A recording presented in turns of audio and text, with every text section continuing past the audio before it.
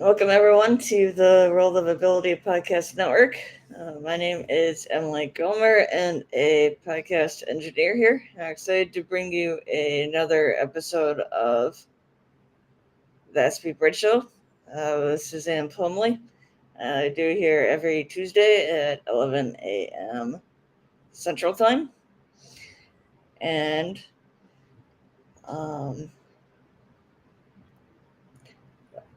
would love to have anybody come on as a guest. If there's already any other shows, so please let us know. Also, to check out all our uh, social media, LinkedIn, Facebook, YouTube, and so on. But uh, with nothing further to do, I'm going to pass this over to Suzanne to kick us off today with our great guest.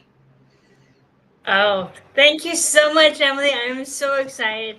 We are working on step 9 of 10 steps to the Dream Builder process. And what an adventure it's been. I think that when you go back and you start looking at the one where we start with Opie, which is um, looking at your longing and discontent, all the way up to my guest today, Amaya Amrita Rodriguez, you will get to know that there are 10 steps here. Next week, we'll have David Norris come in and do Harvesting Your Dream.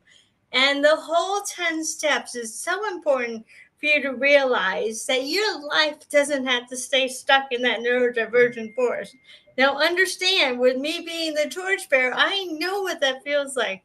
I'm not just a therapist here saying, well, your life might look like this or your life might look like that. No, I have been living that life too, and some weeks are harder than others, some weeks are easier than others. But let's get to our wonderful tagline here. With all the awesome Aspies out there in the world, like Emily doing her podcast engineering, and Paul Michelef in Australia, and he's talking about what autism is, and we have Sam Stein in the Netherlands. We have Sarah Hendricks in the UK, Temple Grandin here in the US, and so many other Aspies that are telling you what the traits of autism are. I'm decided to have a different mission here.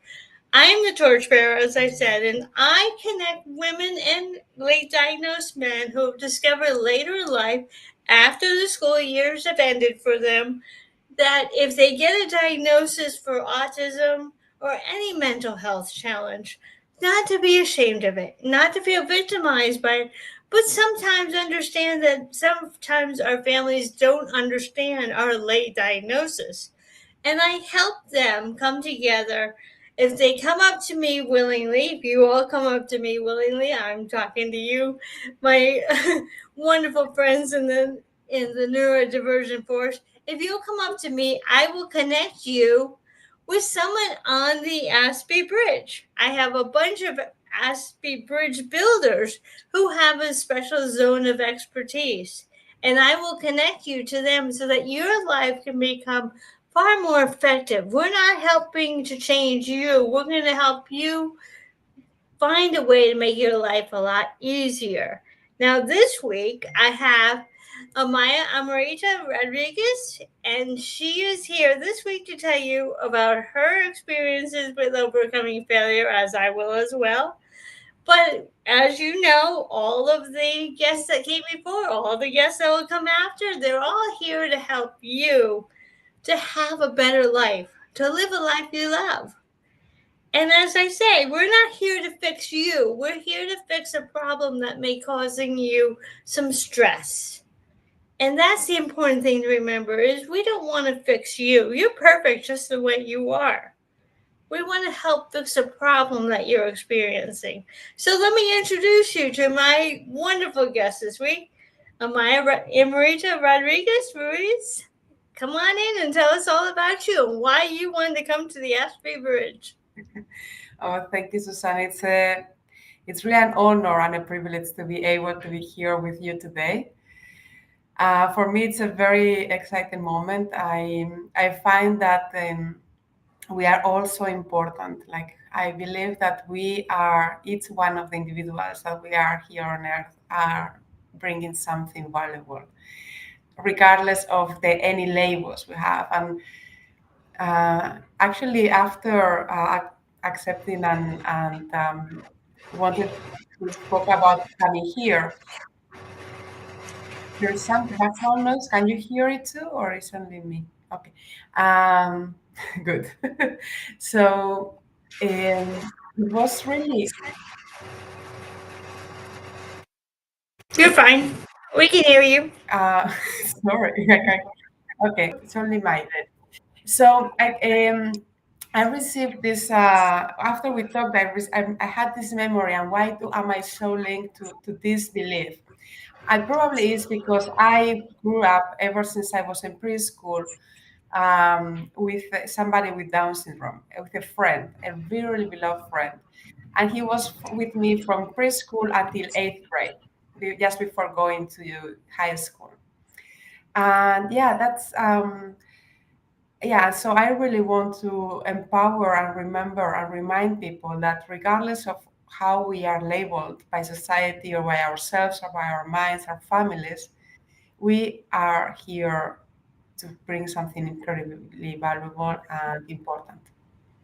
Oh, thank you. Yes, that just empowers my whole message here is we are here to give gifts. We each have special gifts. Just as you're saying, I'm an enrichment coach in addition to being working with Aspies, which means that after the Aspie Bridge, I help you find your gifts.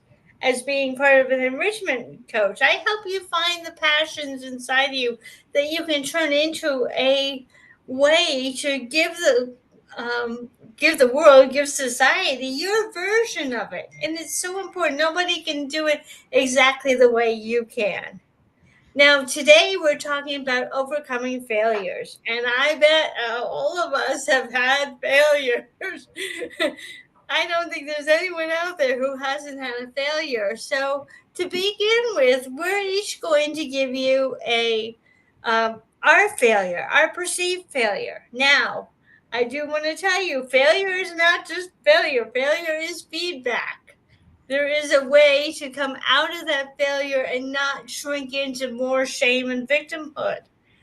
And sometimes a failure is a bad decision we made. Sometimes it's a relationship that's gone awry and we don't know why, even though we put our best effort into it. And sometimes it's a project that we thought would be finished long ago and it just never finished itself. So there are three things: a bad decision, a relationship, or a project we kept having challenges with, whether the tools weren't right or it just wasn't working. So let me share my story and then I'm going to hand it over to Amaya to share her story. My story is kind of a combination of a bad decision and a relationship. You see, back in February 2017, I had come down from Rhode Island to Texas with the understanding that maybe I could fix a relationship with my mom because it was there was a lot of tension in it when we were living up in Rhode Island. And when I get divorced, I needed to have her financial assistance in order to continue with my life until I met my next person, which I'm still looking for, but that's another story. But anyway, I had come down to Texas because she had said to me, it's a lot less expensive to live in Texas than it is up in New England. And that was true. But I came down with the idea that I could have even a better relationship with my mother. Now, that sounds wonderful, doesn't it? Except for the fact that I left my daughters behind in New England in college, and I missed out on their college. I missed out on some of the things that were important to me to be a part of their lives. And well, when I got down here, the relationship didn't quite go as smoothly as I had hoped. And I felt a failure because I came down here to make a stronger relationship and it's not where I wanted to be. Now, there are behaviors on both sides that are not perfect. I'm not saying I'm perfect, and I know she's not going to say she's not perfect either, but even if we try, we're not always on the same page. So, what I took from that is that sometimes people are not going to be on the same page. Sometimes people are not going to understand each other's journeys, and there's going to be a lot of butting heads there. Now, that's not necessarily a failure. It looked like a failure. You could see it like it's a failure that I couldn't make a better relationship with my mom. But in the end, the lesson is that I had to go and find my tribe. And my tribe is the BTI, the Brave Thinking Institute. And that's where so many of my guests have come from. And you know what? Sometimes we have to choose our family. We may not have been born into a family we would love, but we get to choose a family. And that's my gold nugget is, you know what? If I had fixed that relationship with my mom, I never would have found Brave Thinking Institute and Mary and everybody else who are very dear to me. So this is how you can turn a failure, a relationship that doesn't get fixed, into a stepping stone, finding the people who are your tribe. All right, Amaya, it's your turn. Thank you very much. That's a beautiful story, and yeah, and not ended yet. So all the best for the years to come in that relationship. Yeah. So well, actually, I had another one, but I would like to talk about one on this because also I had a tight relationship with my mother, and it has become smoother and smoother and smoother with the time, and which is beautiful. But then I had actually a failure or feedback, which I took as a feedback because I of mother-daughter relationship it tends to be tight, right? There is a special relationship. And so we were in a much better state. And then we went together to this uh, getaway. We started going up in a getaway every year, her and me. And it can be a bit hard. We are like for 4 days, 5 days together nonstop. And we sleep in a hotel, and we spend the day together, sightseeing and doing some activities. And last year, in this beautiful day, we had spent already a couple of days together, and then I shared something, and my mother didn't want to sink it in, as she was kind of fighting against what I was saying. I was like, okay, well, that's weird, and that was feedback. In another moment, it would have been failure, but then she kept saying it, and then another thing in another way. So in the moment, I felt failure because it was not like it added up, and then it was like, okay, this is just not working. And I remember we were going. So I was telling my mom, like, oh, but this is not. I'm not feeling comfortable with this, and so we were going to bed, and my mom told me, like, oh, can you give me a hug? Because she noticed the tension, right? And I told her, like, Mom, I'm sorry, but not tonight. I cannot do it tonight. I was honest and authentic where I was at. And then when she went to bed, I went to bed, and the next day she woke up and she told me, I don't know what I'm doing wrong, but definitely something I'm doing wrong. And that was beautiful, and it was a beautiful feedback. So what I was telling her, it was failure, right? We were not getting as along as perfectly and smoothly as we were before, and then all of a sudden, it was feedback. Right for me, it was feedback that something was not working, and it was feedback for her, like, oh, something was not working. I don't know what it is. I cannot see it. And it was feedback for me too, because I had been expressing with words what was it that it was not working, but she couldn't hear it. So I love that because I find it like, okay, she cannot hear it. That's great feedback. Let's see, maybe in a couple of months, in a year, she can hear it. But if she cannot hear that, for me, it's like, okay, how can I express it in a different way for her to understand? And that for me, it was a beautiful way forward in a relationship. And really, like when she told me that, like everything fell, and it's like, okay, reset button, we start from zero right now, and yeah, we have a beautiful relationship, and it's getting more and more intimate, even with those hiccups. Oh, that makes me feel so good. It's hard because I work with both women who are mentally health challenged and then women who have gone through a lot of family trauma. And to see success in communication come together. Oh, how I and so many other women would love to see that happen. That's beautiful. The feedback, learning how to communicate each other's needs, and getting on to understanding each other's point of view. Beautiful, wonderful feedback. I'm so happy for you.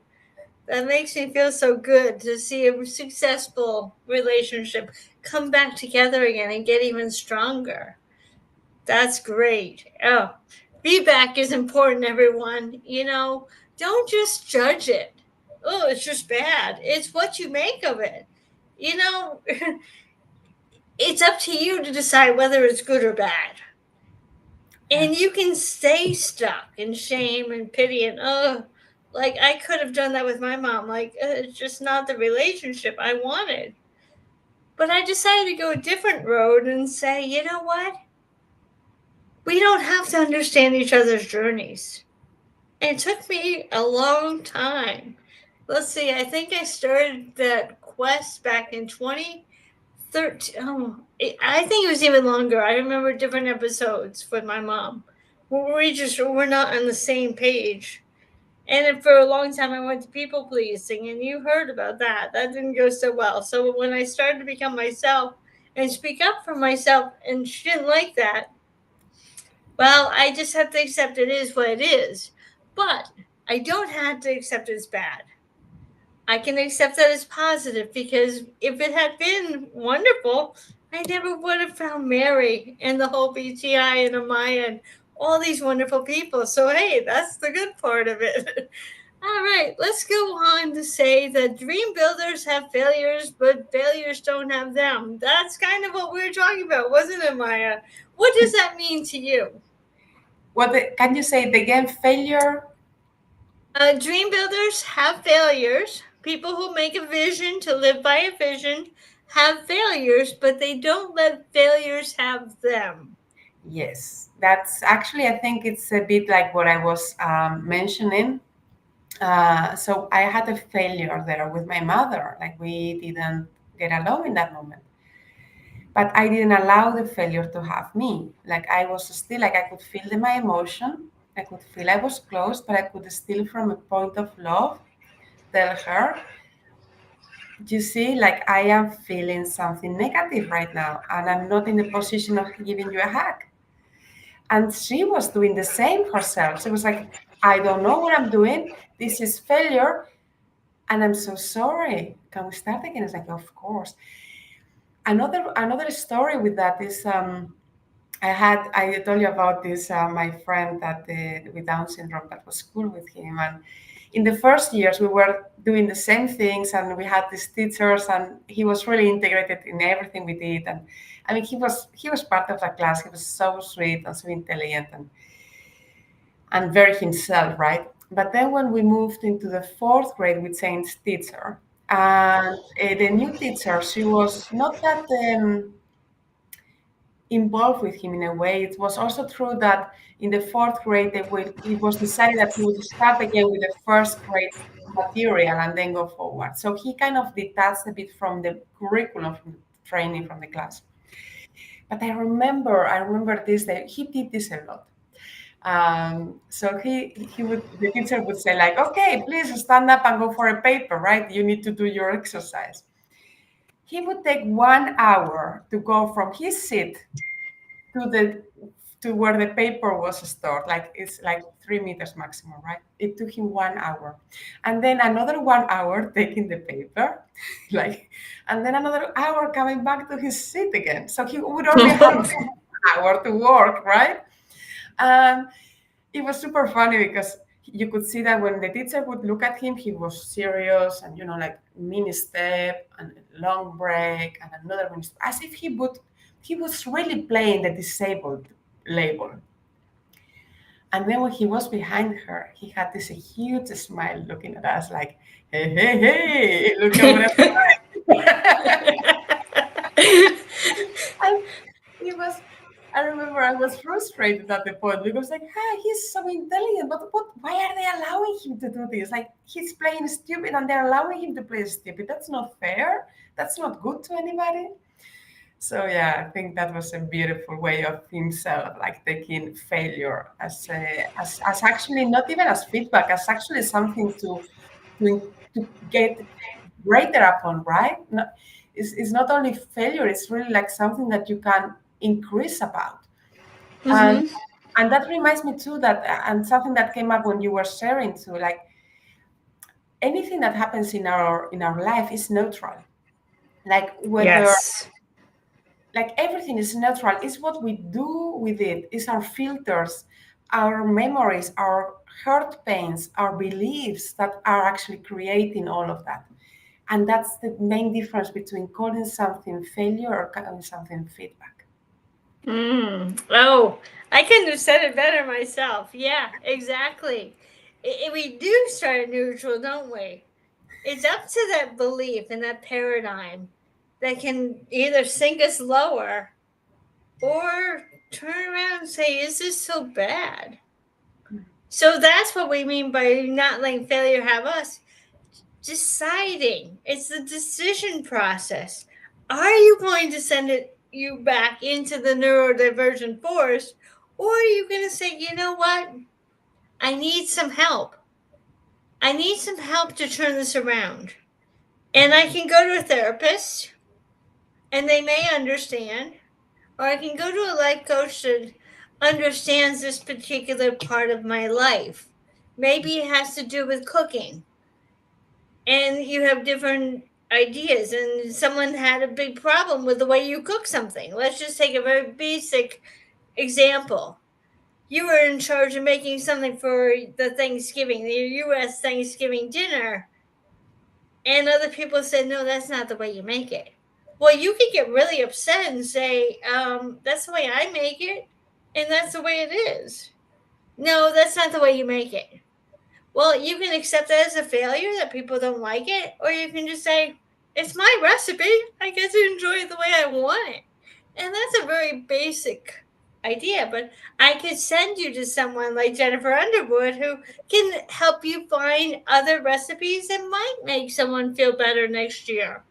Or you can just say, it's my recipe and I choose to let it be the one I want. Failure doesn't have to have me because I'm happy with my recipe. Very basic conversation. Jennifer Underwood is in charge of helping you find the healthy balance and well being as part of cooking. So that's why I bring her into the conversation. She was here a couple of weeks ago. So I just wanted to bring her up again. Let's go on. Success and failure equally instructive to our personal discovery. Now, we know that we can get really excited about our successes. We can, and in fact, I encourage you to hold on to that feeling of a success so that when you do have a failure, you can go back and say, no, I'm not a bad person. I'm not a bad person because look at what I was able to accomplish. Okay, I'm going to hand it over to Amaya and let her explain what she wants you to know about this topic. Yeah, thank you, Suzanne. Yeah, that's beautiful what you shared. And yeah, like, I mean, what it comes to me when I hear that is Emerson, right? Like he went through 1,000 bulbs until he actually created a bulb. He just knew he wanted to create that. He wanted to create something that would provide light without the need of gas or oil that was so dangerous at the time. So for me, that actually failure can lead us to a great success. Like for anybody of us, the greatest failure that we all have was to learn to walk, right? We all actually Mm-hmm. failed. And what a great success to be able to walk so that we can walk and run and be on two instead of on four limbs, right? So yeah, I find that it's for everything.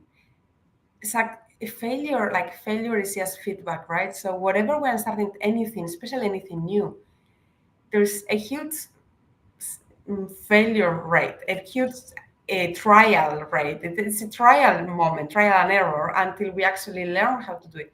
Another way I can describe this is I have a PhD in cell biology besides a life transformational coach and meditation teacher.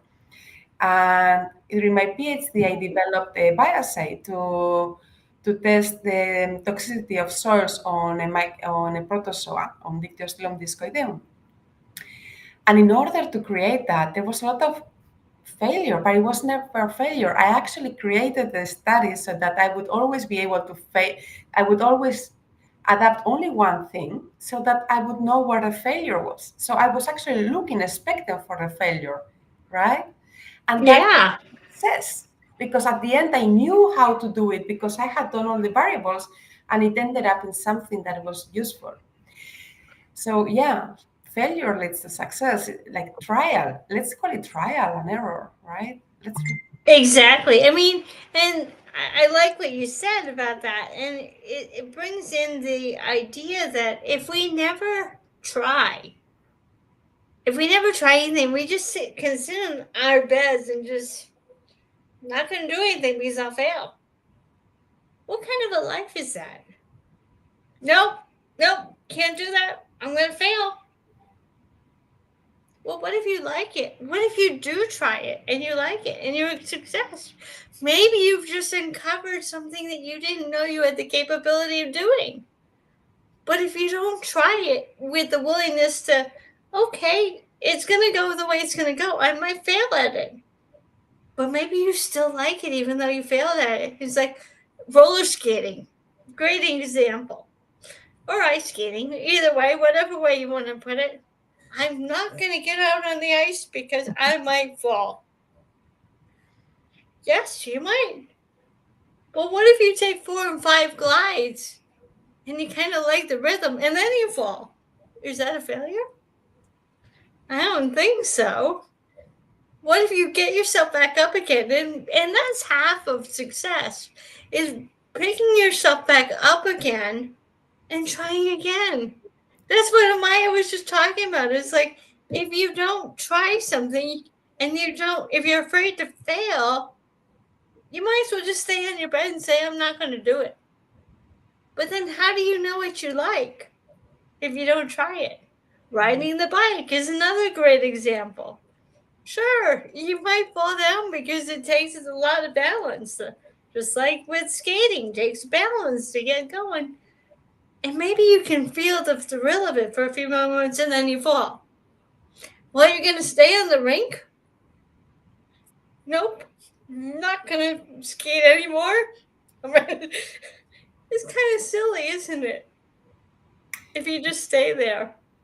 But what if you get around the whole rink once without failing? Guess what? That's a success. It doesn't have to be a huge success. It doesn't mean that you're ready for the Olympics. But going around the rink once without falling, that's a success. Remember to count your little wins as much as your big wins. That's an important lesson. What do you think? I love what you're saying, and what it's coming to me is that all of these things, they came to us, right? Like it's not like we're putting like, I mean, if I never ever thought about the skiing or roller skating or ice skating, then that's okay. But if I had the idea of ice skating and I didn't try because of the fear of failure, it seems like I never lived.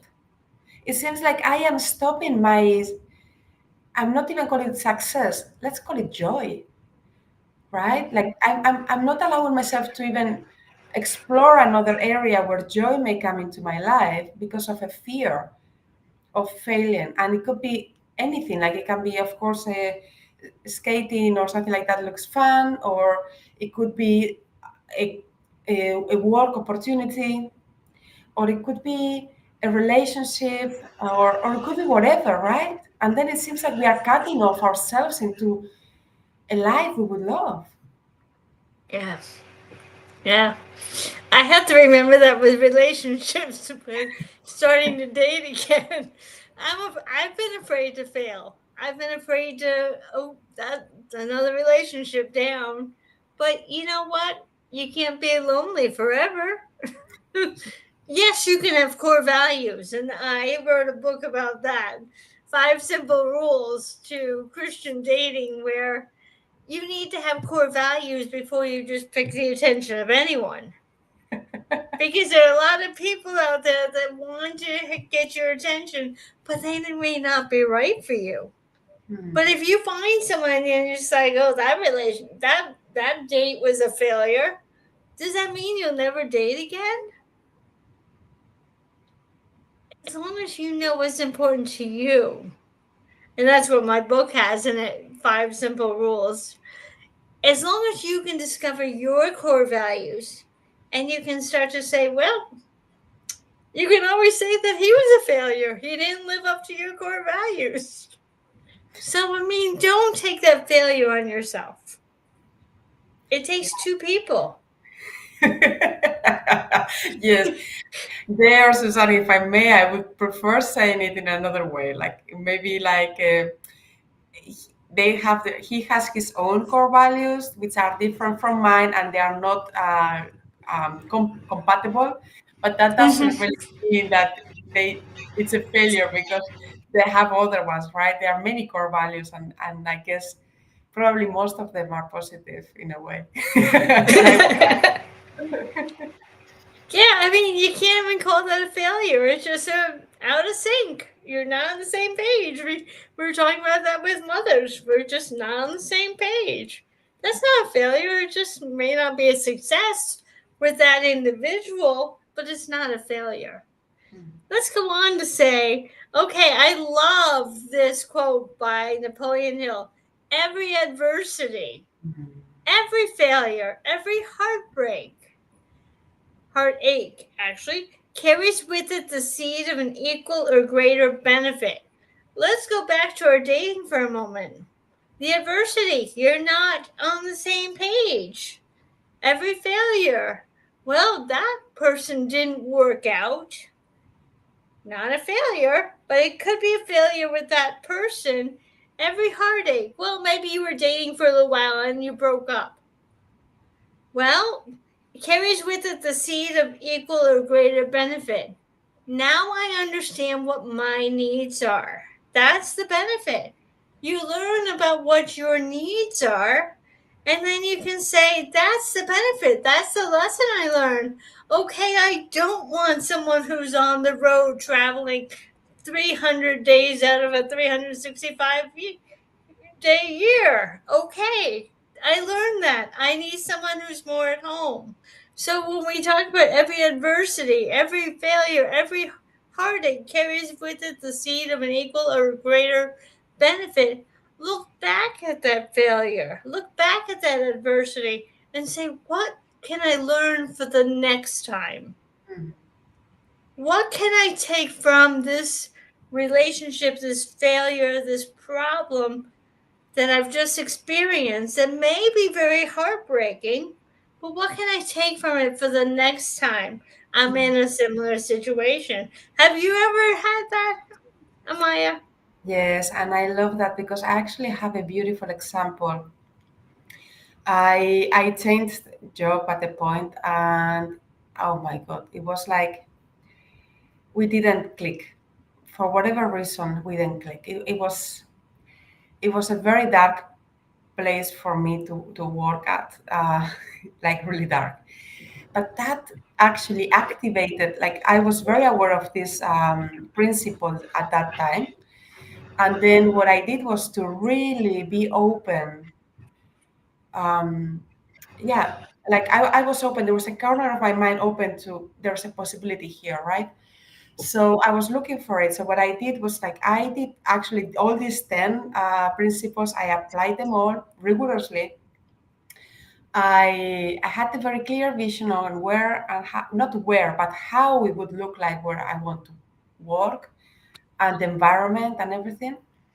And through maybe 5 weeks of going through this, I don't know, I have to go and check it because I want to know exactly. I'm a scientist, right? I like precision.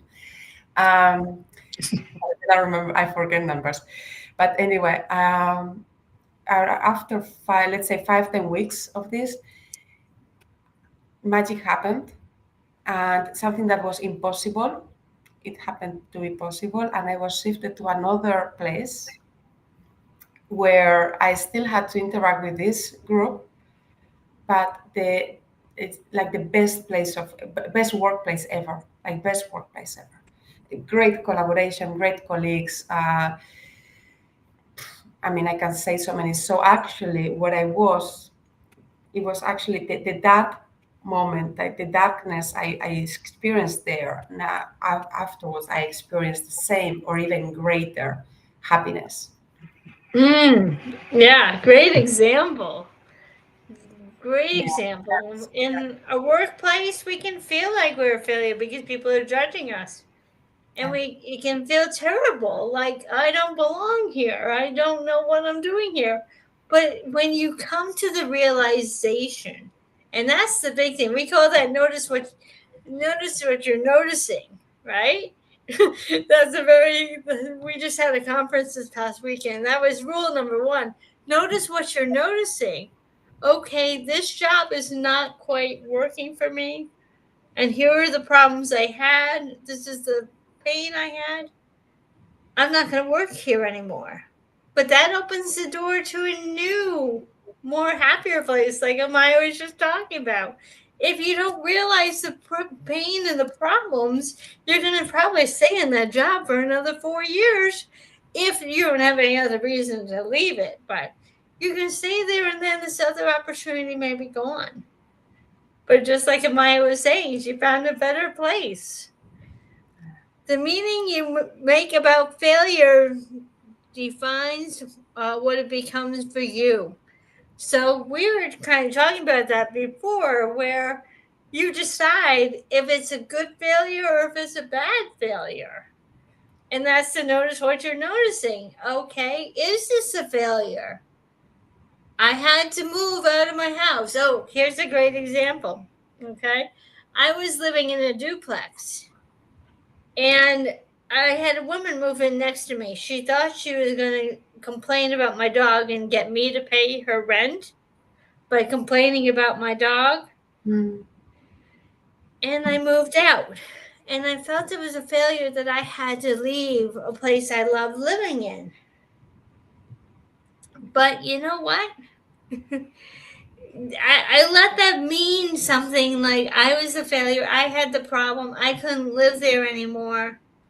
But I let that failure define me.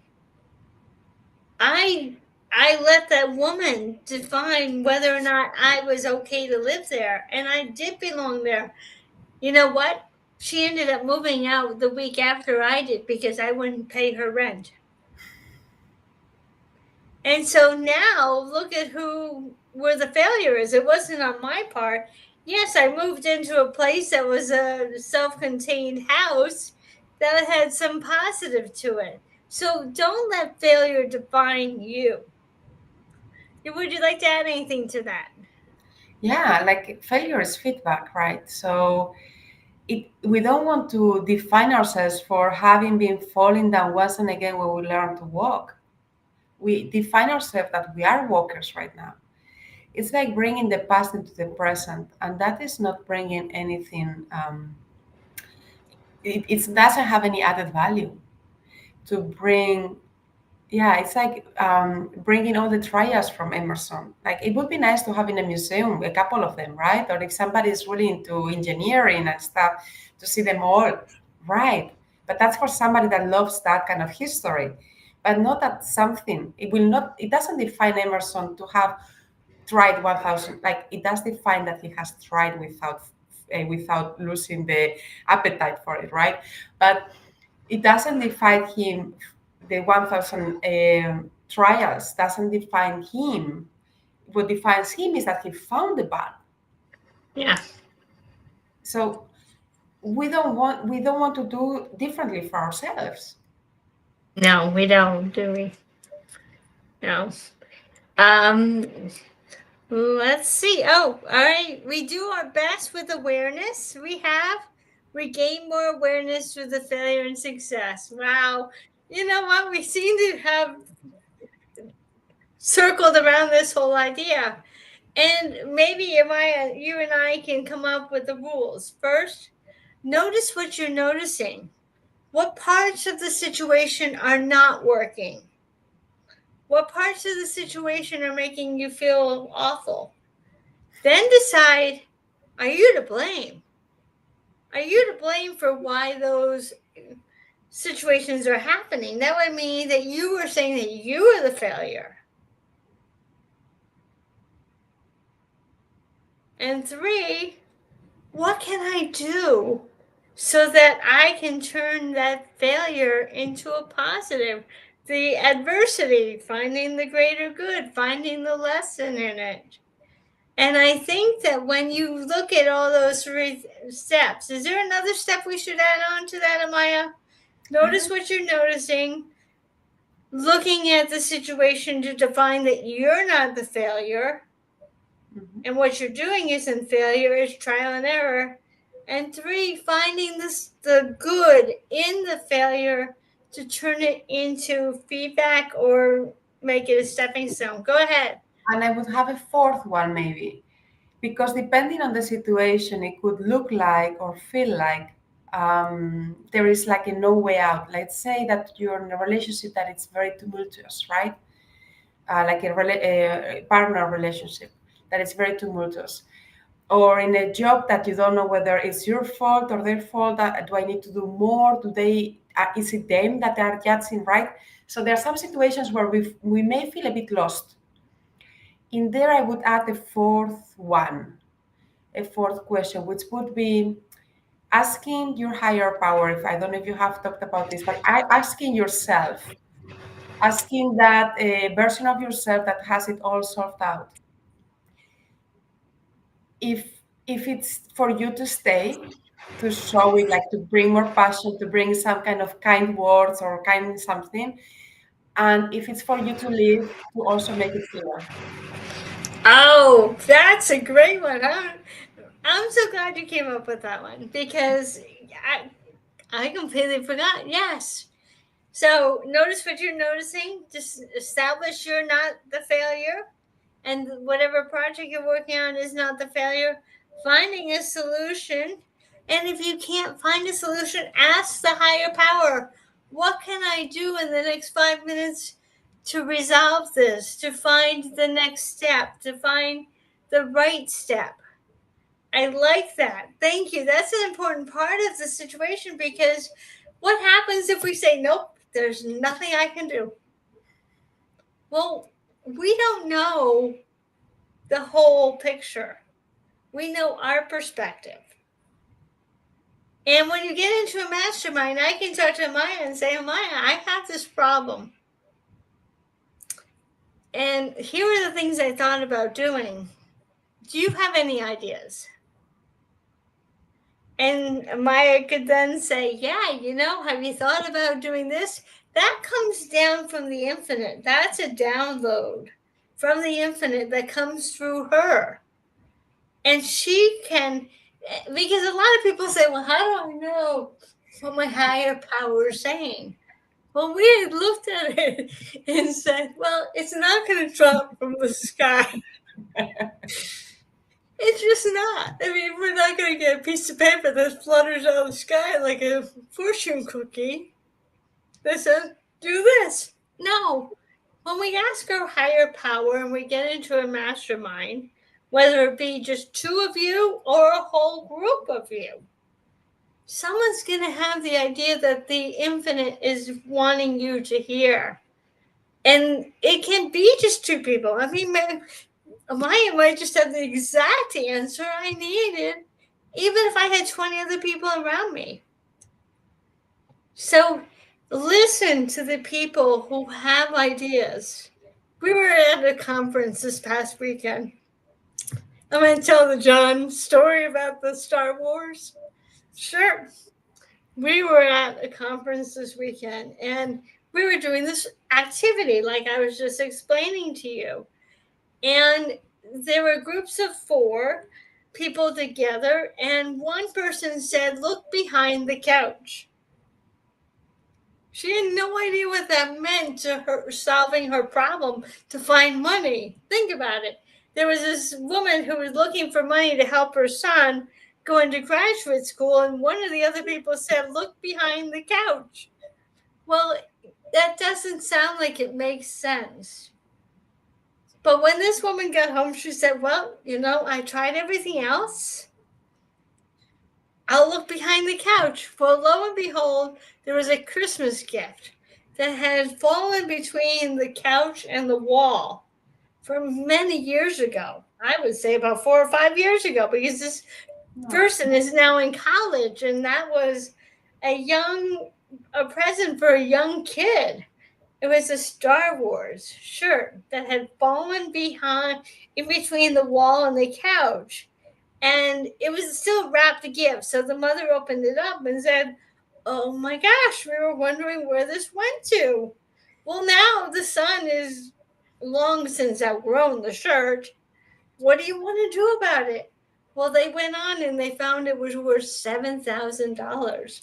So the next time you get okay, what does that mean? Try it.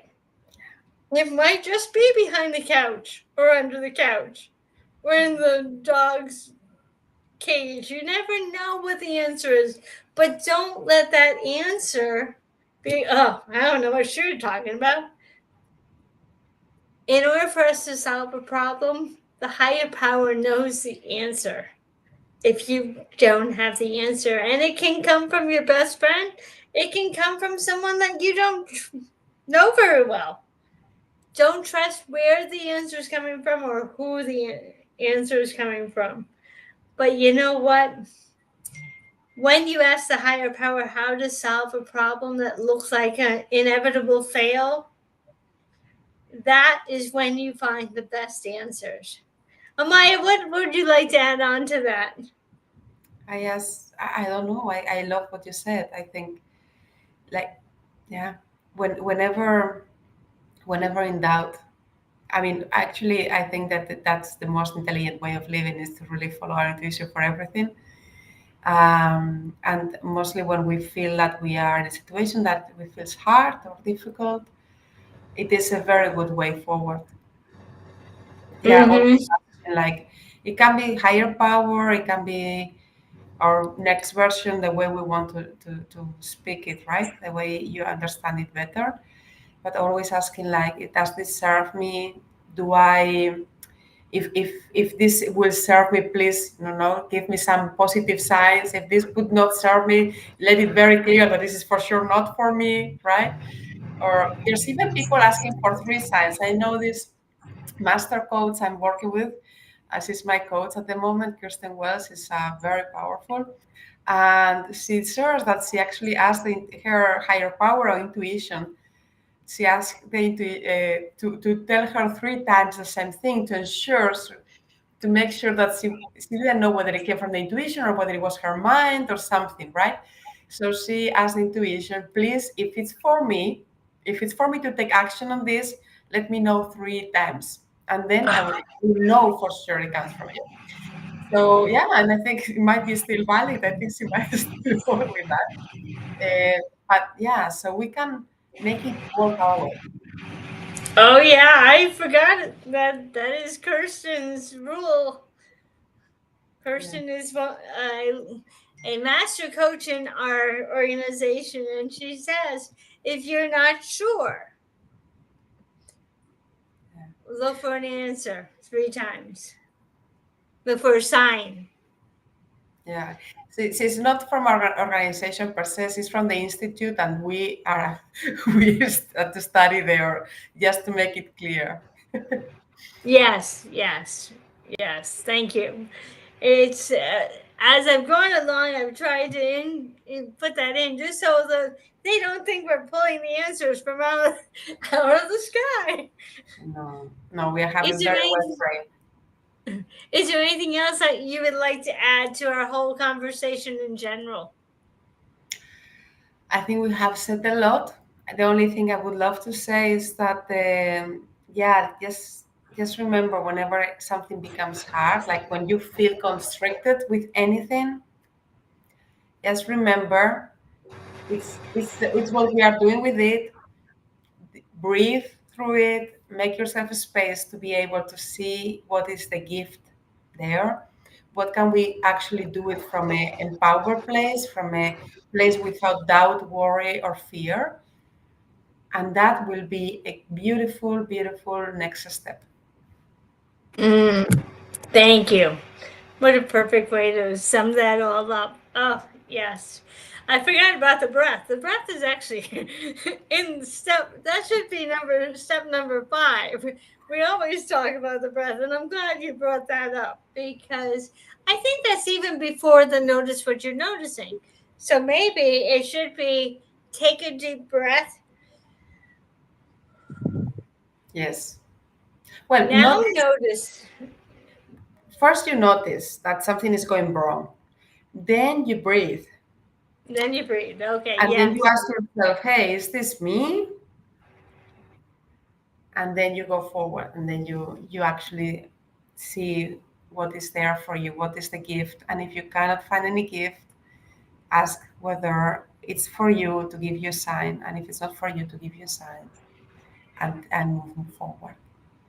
I think you're right. I think the notice what you're noticing should come first, and then the breath, and then ask yourself if there's a failure.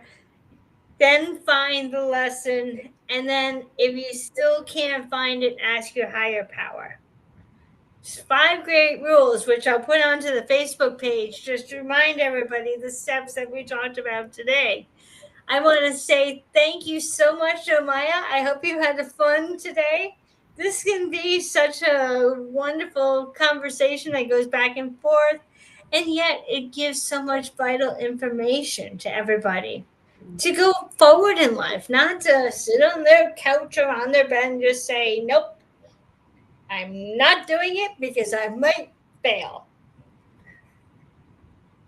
So I want to say thank you to everyone for coming to the Aspie Bridge this week.